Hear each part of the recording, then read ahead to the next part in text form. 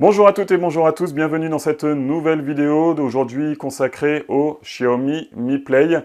On va se contenter simplement d'un unboxing, présentation du smartphone, je vous présente le design, les caractéristiques, mes premières impressions, et je passerai plus de temps aujourd'hui sur un autre smartphone de la même marque qui est beaucoup plus attendu, sur lequel je vais essayer de faire un test beaucoup plus complet. Donc celui-ci, ça sera une vidéo un peu rapide, et puis on y repassera plus de temps prochainement.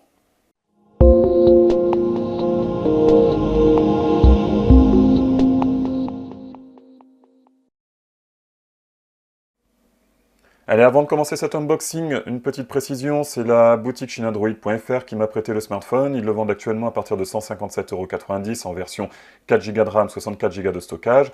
Le smartphone est également disponible en 664 et en 628. Par contre, uniquement en version chinoise. Alors le lien d'achat est juste en dessous dans la description de la vidéo. Oui, uniquement en version chinoise. La version globale n'a pas été annoncée. Je ne sais pas si elle sera annoncée un jour. Je pense que ce smartphone sera destiné uniquement au marché chinois, à moins que je dise une grosse bêtise, mais voilà, je pense pas qu'il y ait un jour de version globale. Donc il faudra systématiquement passer par l'import pour vous fournir ce téléphone. Allez, on perd pas plus de temps et on passe maintenant à l'unboxing. Donc une boîte un peu sympa, de toute façon c'est un smartphone qui a été destiné à une clientèle un peu plus jeune, donc un smartphone plus accessible, mais avec des specs quand même relativement sympas. Donc voilà, boîte en carton, tout ce qu'il y a de plus classique. Alors à l'intérieur, bon, comme on retrouve habituellement, on a une pochette en carton dans laquelle on va retrouver, hop, ça s'ouvre comme ça, on retrouve donc ici le trombone pour le tiroir SIM, surprise, d'accord, ok, d'accord, bon ben une carte, alors là j'avoue que je ne sais pas, tout de suite après la vidéo je ferai une recherche, je me renseignerai pour... et puis je vous le mettrai dans un commentaire que j'épinglerai en haut de la vidéo pour vous expliquer ce que c'est cette carte. Bon, visiblement, c'est une carte pour, pour télécharger des applications, j'imagine. Bon, bah c'est une surprise, je m'attendais pas à ça. Voilà, bon, je la mets de côté, puis je vous dirai en commentaire ce que c'est, et j'épinglerai le commentaire. Donc voilà, hop, ça m'a un peu perturbé. Bon, des notices en chinois, donc elles vont pas beaucoup nous intéresser. Et ici, une housse en silicone, elle est très rapidement, une housse assez classique, très standard. Ici, elle est couleur noire parce que le smartphone est dans la couleur noire. Sinon, elle sera transparente pour les versions colorées. Le smartphone est disponible en noir comme ici, mais également en bleu et en rouge, comme on peut le voir là sur l'ordinateur. Donc le smartphone, on va l'allumer. Voilà. Tac. On va continuer le déballage de la boîte. Bon, de toute façon, là, il n'y aura pas beaucoup de surprises, puisqu'on va retrouver un chargeur, bon, ici en version chinoise, hein, comme je vous l'ai dit en introduction. Alors, hop, on va le mettre à l'endroit, et c'est un 5 volts 2 ampères. Bon, hop, pas de surprise. Et ici, un câble micro USB, hein. Voilà, de grosses sections, et rien de plus, mais c'est déjà pas mal. Allez, hop, on va vite démarrer le smartphone. On va se mettre en anglais parce que moi et le chinois, bah, c'est simple, je ne sais pas du tout. Je vais me connecter à ma... Déjà, je vais supprimer ça. Voilà, ça sera déjà beaucoup mieux. Alors, je vais me connecter à ma box, je reviens. Non pas que mon code soit vraiment secret, c'est pas très important. C'est simplement pour le rentrer plus facilement. Allez, hop, c'est bon, il est connecté. Quelle rapidité. Voilà. J'ai pas mis de carte SIM. Non. Non. Non plus. Allez, on va tester le capteur d'empreinte digitale.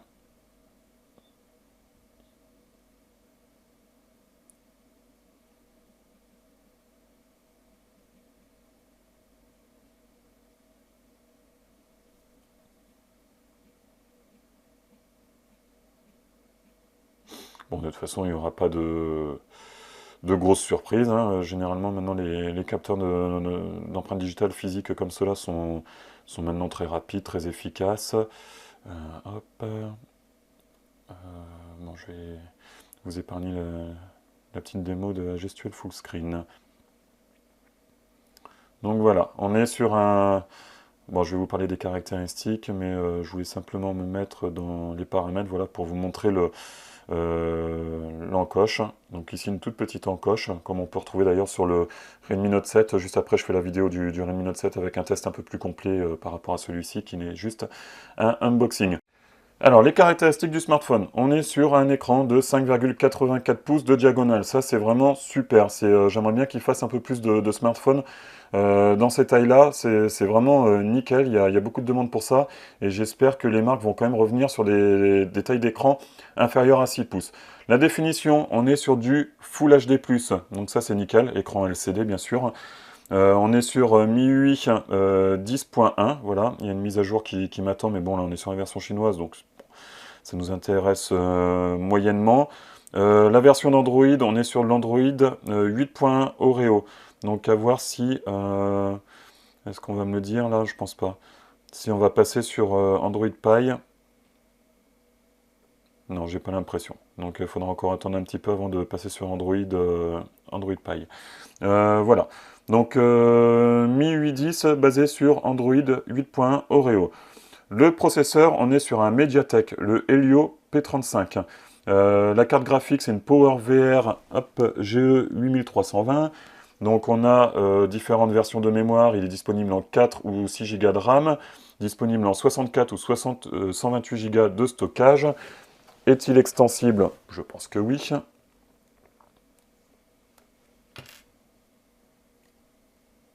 Hop, voilà, super. Donc double nano SIM et elle est extensible jusqu'à 256 Go. Donc ça c'est très bien d'avoir mis un tiroir triple port pour pouvoir utiliser deux lignes téléphoniques et une carte SD.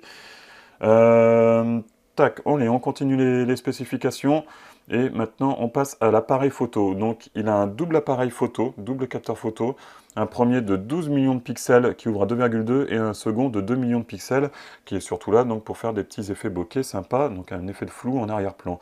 À l'avant on a un capteur frontal de 8 millions de pixels qui ouvre à 2,2 pardon. Fait-il la reconnaissance faciale? Je présume que oui. Qu'est-ce que je fais moi? Hop, pardon. Voilà, il fait reconnaissance faciale. Je vais enregistrer mon visage. Comme ça sera fait. Hop, je reviens. Voilà. Et on va le tester directement, hein, maintenant qu'on parle de ça. Alors, hop, je me mets sur le côté. Tu veux pas me reconnaître? Si? Bon, parfait. On recommence. Voilà. Pas très rapide, mais il fonctionne. L'empreinte digitale, hein, on ne l'a pas fait, mais voilà, beaucoup plus rapide. Yes. Voilà, vous entendez avec le bruit. Voilà, c'est quasiment instantané, donc ça c'est très bien. Donc reconnaissance faciale, oui. Il est donc carte SIM double nano SIM. Les bandes de fréquence, alors comme c'est la version chinoise, on n'a pas la B20 800 MHz, on a uniquement la 1800, 2100 et 2600 pour les bandes de fréquence 4G. Donc attention à cela. Il est Bluetooth 4.2, il a le Wi-Fi AC, donc ça c'est une très bonne chose. Et la batterie fait 3000 mAh. Au niveau des caractéristiques, on est sur une hauteur de 147,8 mm, une largeur de 71,9 et une épaisseur appréciable de 7,8 mm. Le poids, il fait 150 grammes. Donc un smartphone très compact, très agréable à prendre en main. Un dos, bon, je pense que c'est du plastique. Ouais, tout est en... Ouais, c'est du plastique. Plastique au dos, plastique sur les tranches. On a des boutons qui présentent un petit peu de jeu, donc je vais vous présenter un peu le smartphone. Donc le dos, un dos incurvé en deux parties, je ne sais pas si on va bien le voir. Voilà, non, on le voit. Donc il y a la coque et les tranches, voilà, qui sont voilà, qui sont pas unibody, je vais chercher mes mots.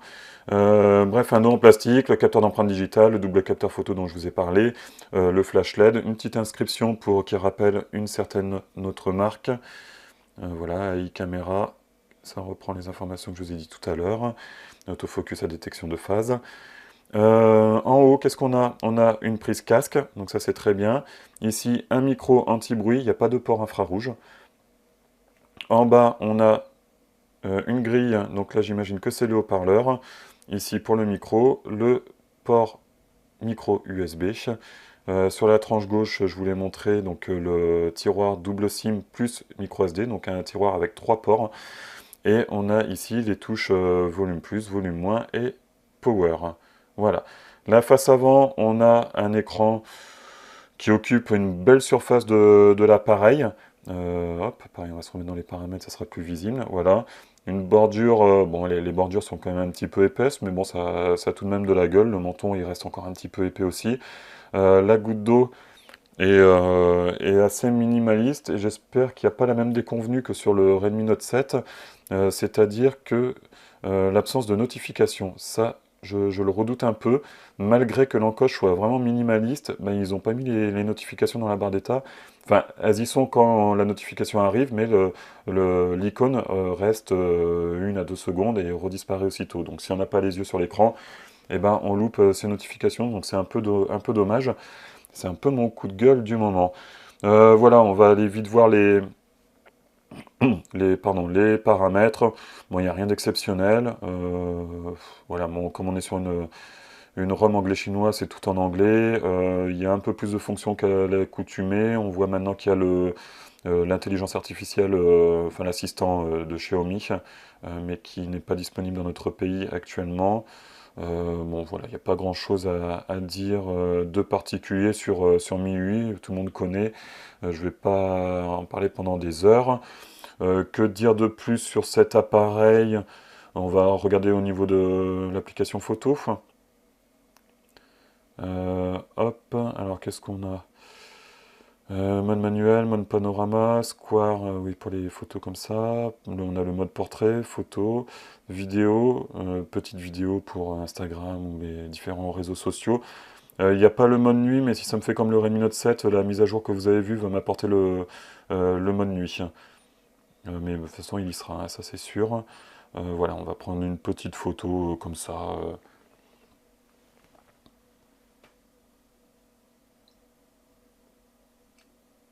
Hop, qu'est-ce que je peux prendre d'autre? Faut que j'arrête de trembler, moi. Ah bah tiens, c'est un bon test. Oh la vache. Bon, celle-là, je tremblais, c'est de la triche, mais ça va, c'est assez propre. On voit bien mes empreintes. Il y a pas mal de détails. Bon, après, je tremblais, donc celle-là, elle compte pour du beurre. L'autre photo, hop, on va sortir de là, voilà. Oh, pardon, excusez-moi si je sors du cadre. Bon, ça va, ça a l'air assez propre, mais bon, là, c'est pas rien, c'est juste une photo comme ça. Il faudra faire un test un peu plus poussé que ça, hein. Là, c'est vraiment histoire de voir comment ça réagit. Mais c'est assez propre, les couleurs. Bon, ça c'est un peu. Bon, après, il faut que j'aille dans les paramètres pour régler ça, mais ça c'est un peu le défaut de Xiaomi. Ils ont tendance un peu à exagérer un peu les couleurs et les contrastes pour vraiment faire des. Alors, c'est sûr que ça fait des super belles photos, mais des fois ça manque un peu de réalisme. Mais bon, c'est vraiment très propre. Je pense qu'il n'y aura pas grand chose à dire dessus. La lettre de notification, je vous en ai pas parlé. Est-ce qu'il y en a une? On va tester ça. Alors, il y a une petite LED. La voici. Bon, elle est. Vraiment toute petite et elle manque un peu de luminosité. Mais elle est là, au moins c'est l'avantage. Bon voilà, je vais pas m'étendre des heures là-dessus. Comme je vous ai dit, là j'ai un petit Redmi Note 7 qui attend et puis surtout qui doit repartir chez des confrères. Donc je suis un peu pris par le temps. Ouais, voilà, c'est mieux ce que je pensais. On n'a pas les notifications en haut. Ça c'est vraiment dommage et ça me fout un peu les boules. Voilà, bah écoutez, c'est un appareil qui est plutôt sympa. J'apprécie vraiment l'aspect compact. Le Helio P35, faudra voir en termes de performance ce que ça donne, mais je pense qu'on aura un bon milieu de gamme qui permettra d'être à l'aise même en jeu vidéo. Comme je vous ai dit au début de la vidéo, je vais vous mettre en commentaire, là je vais faire des recherches sur la carte qui était livrée, là je vous la remontre si vous l'avez loupé en début de vidéo. Voilà, si une carte SIM, donc je pense que ça doit être une carte prépayée pour pouvoir acheter des jeux ou avoir. Donc je fais mes recherches là-dessus et puis je vous tiens au courant, je vous mets ça en commentaire, j'épinglerai le commentaire pour que vous puissiez le trouver facilement. Bon bah voilà, c'est tout ce que j'ai à dire sur cet appareil, c'était vraiment une première prise en main, c'était vraiment pour vous le présenter.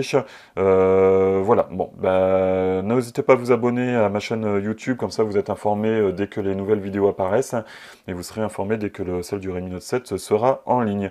Bon bah écoutez, je vous remercie, je vous souhaite une très bonne journée, et puis je vous dis à très bientôt. Ciao, bye bye.